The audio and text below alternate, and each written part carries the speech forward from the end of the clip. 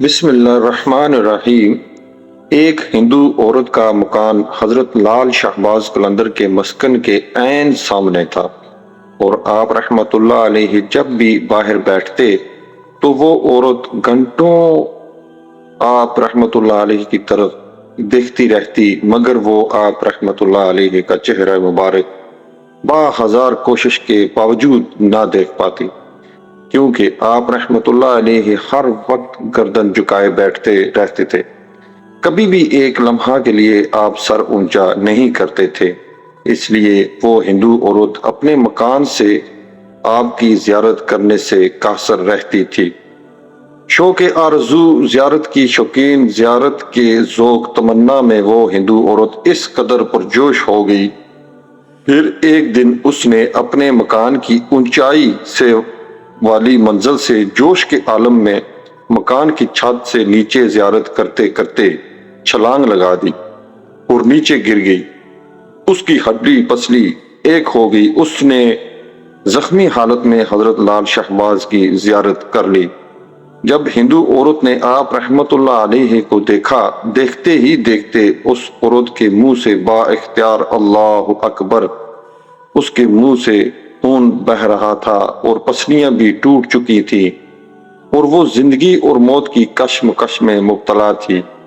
اس کے رشتہ داروں اور خاندان والے دوڑے ہوئے آئے۔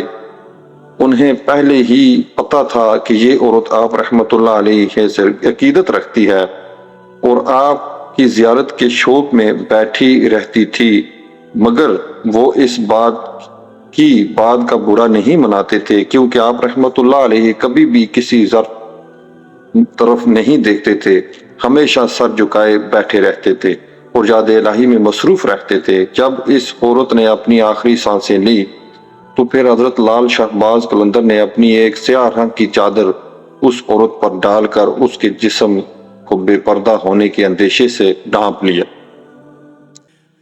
اس عورت کے خاندان والوں نے دیکھا کہ ان کی خاتون فوت ہو چکی ہے تو وہ اس کی لاش کو اٹھانے لگے۔ ہندو اپنی رسم کے مطابق اس عورت کی میت کو سپرد آگ کرنے لگے۔ انہوں نے کافی زور لگایا، مگر لاش کو اپنی تمام تر قوتوں اور طاقت صرف کرنے کے باوجود نہ اٹھا سکے۔ انہوں نے اپنی مدد اپنے دوسرے رشتہ داروں کو بلایا، مگر پھر بھی ناکام رہے۔ لاش کے بھاری ہونے پر ہندو بہت پریشان ہوئے۔ ہندوؤں کی سمجھ میں کچھ نہیں آ رہا تھا، یہ سب ماجرا کیا ہے؟ آخرکار ایک بزرگ ہندو نے انہیں مشورہ دیا کہ حضرت لال شہباز قلندر رحمت اللہ علیہ کی مدد حاصل کرو، ان سے دعا کرواؤ، کیونکہ یہ عورت حضرت لال شہباز قلندر رحمت اللہ علیہ سے بے حد عقیدت رکھتی تھی۔ اس مشورہ پر عمل کرتے ہوئے ایک شخص آپ رحمت اللہ علیہ کی خدمت میں حاضر ہوا اور ساری صورتحال بتائی۔ اس کے بعد ہندوؤں نے آپ رحمت اللہ علیہ سے درخواست کی کہ آپ نے ہندوؤں سے فرمایا کہ تم پورے شہر کے ہندو اکٹھے ہو جاؤ، اس عورت کی لاش نہیں اٹھا سکو گے۔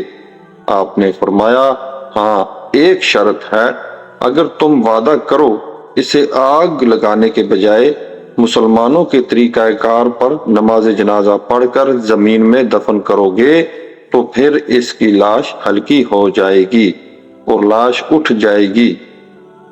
چنانچہ اس عورت کا مسلمانوں کے طریقہ پر جنازہ اٹھا، نمازیں پڑھی گئیں، مسلمانوں کے طریقہ پر دفن کیا گیا۔ اللہ عز و جل ہم سب کا حامی و ناصر ہو، آمین ثم آمین۔